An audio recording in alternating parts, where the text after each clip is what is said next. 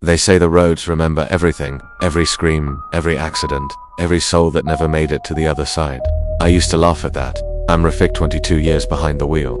I've driven across deserts, mountains, dead highways, and dirt tracks with nothing but dust in my mirror.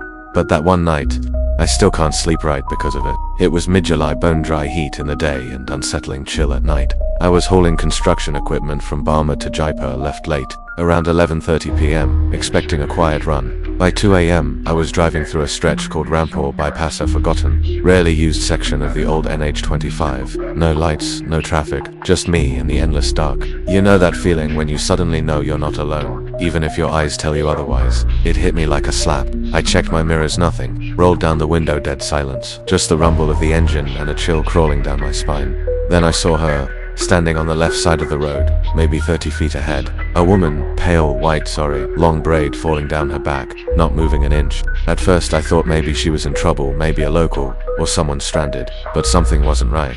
She didn't look around, didn't wave, didn't flinch at the noise of my engine, just stood there, still, too still. My instincts screamed at me to drive past, so I did. I didn't slow down. I kept my eyes on the road, but I couldn't help it.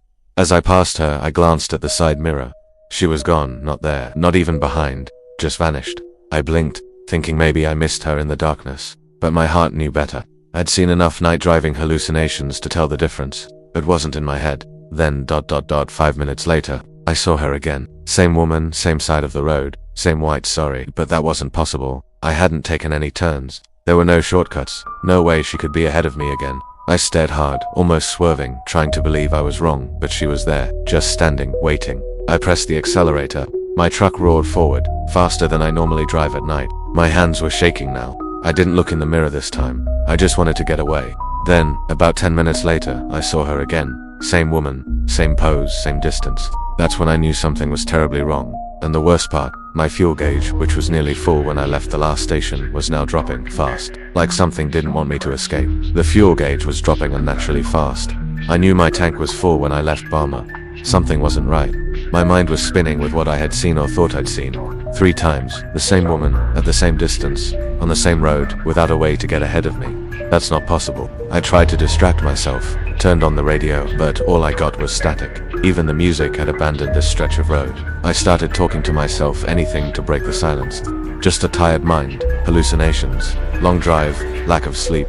I kept repeating it like a prayer. But even I didn't believe it. I reached a small stretch where trees lined both sides. The branches hung low, forming a dark tunnel ahead. My headlights flickered for a second, just once, but it was enough to send chills through me. And then ... I heard it. Breathing, not mine. Someone else's, right behind me. I froze. My hands gripped the steering wheel tighter. I didn't turn around. I couldn't, but the sound was clear, slow, shaky, like someone was sitting on the bunk seat behind my driver's seat, trying not to breathe too loud. I didn't remember picking anyone up. No one had entered the cabin. I was alone when I left, and the doors were locked. I kept my eyes on the road. I didn't even blink. I muttered under my breath, "Don't stop, don't stop, don't look." But the breathing continued. And then I saw something in the rearview mirror. A face, not clear, just the edge of one half lit, half shadowed. It looked like a girl. Her eyes were pitch black, not dark ... black, like holes. I slammed the brakes. The truck skidded slightly, and I almost lost control, but managed to stop it on the roadside. The cabin was silent again. I turned slowly, inch by inch. Nothing. The seat was empty. I opened the door, jumped out of the truck, and stood in the middle of the road, heart pounding like a hammer. The night was dead quiet again. No wind, no insects, just that cold, heavy silence pressing on my chest. Then I heard the sound of giggling, a child's giggle, from the trees. It was soft, almost playful, but it didn't fit.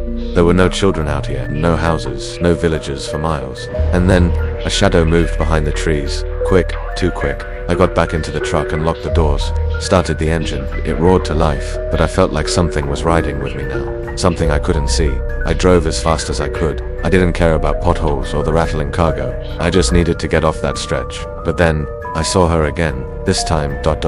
She wasn't on the side of the road. She was standing in the middle of it. White, sorry, long hair, head slightly tilted. No expression, just staring straight at me as I approached. And I swear to God, her feet weren't touching the ground. I couldn't hit the brakes again. Not this time. She was standing in the middle of the road, but I had no intention of stopping. My instincts told me that if I did, I wouldn't be the one driving anymore. I gritted my teeth and floored it. The engine growled, the tire screamed, and my truck sped straight toward her. I expected her to move, to disappear like before, but she didn't. She just stood there. At the last second, just as I thought I'd hit her, she vanished. Not jumped aside, not ran, just blinked out of existence. My whole body trembled. My hands were sweating so much I could barely hold the steering wheel. My eyes darted between the road and the mirror, expecting her to appear again on the seat behind me, outside the window, maybe even crawling up the windshield. But for the next few kilometers, nothing, just dead silence, and the haunting image of her face burned into my mind. And then the worst thing happened. The truck shut down. No warning, no sputter. The engine just died in the middle of nowhere. Headlights gone, dashboard dark. The entire vehicle silent. I sat there frozen, my breathing loud in the quiet. I didn't even have the courage to step outside. I reached for my phone to call someone, but it was dead. Fully charged just hours ago, now completely off. Then, I heard knocking. 3 soft knocks, not on the window, on the roof of the truck cabin. I didn't move. I didn't even breathe. My eyes stared at the ceiling as if I could see through it. Then, another knock, louder, and then, whispering. I couldn't understand the words. It was like someone chanting in a language I didn't recognize. A woman's voice, calm, cold, close. Suddenly, all the windows fogged up from the inside, like something was breathing all around me. And then, a handprint appeared on the inside of the windshield. Not outside, inside. That broke me. I yanked open the door and ran out of the truck. I didn't care about the cargo. I just ran down the road like a madman, shouting for help. My flashlight barely lit the path ahead, shaking in my hand. I must have run for 10, maybe 15 minutes before I saw something in an old roadside tea store with a flickering bulb. Looked abandoned, but I ran toward it anyway. When I got close, I saw a man sitting there. An old man, wrinkled face, dead eyes, like he'd seen too much. He didn't look surprised to see me. Didn't even ask who I was. He just said, in a low voice, "You saw her, didn't you?" I didn't reply. I didn't have to. He already knew. He pointed to the empty chair across the table and said, "Sit down and listen carefully. You're not the first. But if you want to survive, you need to understand who she is and what she wants." The old man's eyes didn't blink once as he stared at me. His voice was low, but it carried the kind of weight that made my stomach twist. "That road you drove on, it's not just any road," he said. "It's a place where the dead don't rest." I wanted to interrupt, to demand an explanation, but something in his tone made me stay quiet. "She was a bride once," he continued, "married just a day before she died. Her husband was driving her home after the wedding, late at night, down that same road. No one knows exactly what happened. Some say it was an accident, some say it was something worse. But the truck they were in was found wrecked in a ditch, and her body wasn't inside." A shiver crawled up my spine. "What do you mean, wasn't inside?" "She was found a week later, standing in the middle of the road, still in her wedding saree, still waiting. But her face," he stopped, as if saying it out loud would invite her closer. "She doesn't know she's dead," he whispered finally. "She thinks every passing driver is her husband. If you stop for her, she climbs in, and you never reach your destination." I felt my throat tighten. "What happens to them?" His gaze locked onto mine, and I swear the air around us felt colder. "They vanish. The truck is found abandoned. Sometimes days later, sometimes years. But the driver gone. And if the road lets you go, it's only because she's already taken someone else." I sat there frozen, my mind spinning. My truck was still out there, engine dead, with God knows what standing near it. "I have to go," I said, standing up. The old man shook his head. "Go back now, and she will follow you forever. Once she's seen you 3 times, you belong to her." My stomach dropped. 3 times, I whispered. He nodded. "You've already seen her thrice, haven't you?" My legs felt weak. I didn't answer. I didn't need to. Then he leaned forward, his breath smelling of tea and something older, rotten. "If you want to live, don't look at her face again. No matter what happens, don't look." Before I could ask more, a sound cut through the silence. The rumble of a truck engine. I turned my head toward the road. My truck's headlights were on, but I hadn't started it. It was facing the tea stall, and in the driver's seat was her. White, long braid. Black eyes staring at me through the windshield. I couldn't move.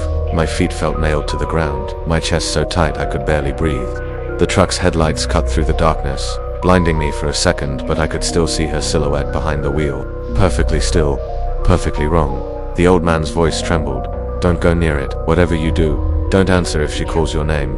I didn't ask him how she would know my name, because deep down, I already knew she didn't need to ask. The truck door opened slowly. The metal creaked like it hadn't been touched in years, and then she stepped down. Her feet didn't make a sound on the gravel. She started walking toward us, each step deliberate, her head slightly tilted like she was listening to something I couldn't hear. I stepped back. The old man didn't move, just whispered, "Don't look at her face." But then, she spoke. "Rafiq." My blood turned to ice. Her voice was soft, almost kind, but there was something underneath, something hollow and endless.